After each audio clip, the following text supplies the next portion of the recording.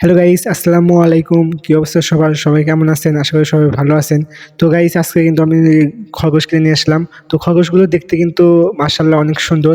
তো গাইস, আমার বেশি ভালো লাগছে মেয়ে খরগোশটা। মেয়ে খরগোশটা কিন্তু একদম আনকমন কালার, একদম বিদেশি খরগোশের মতো দেখা যায়। তো ৩ টি খরগোশই অনেক সুন্দর হয়েছে। গাইস দেখেন, আমি মেয়ে খরগোশটা খাঁচাতে রেখেছি।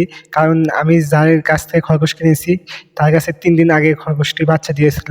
তো আমি আবার চাচ্ছি না যে খরগোশগুলো মেটিং করুক। আমি ছেলে খরগোশটাকে আগে খাঁচায় রাখছিলাম। তো ছেলে খরগোশটা আরকি খাঁচায় থাকে না। তো আমার যেহেতু প্লাস্টিকের খাঁচা, তো দাঁত দিয়ে কাইটা ও বের হয়ে যায়, যার কারণে ফিমেলটা খাঁচায় রাখছি। আমি মেয়েটাও এখানে রাখি না, আমার ঘরে রাখি।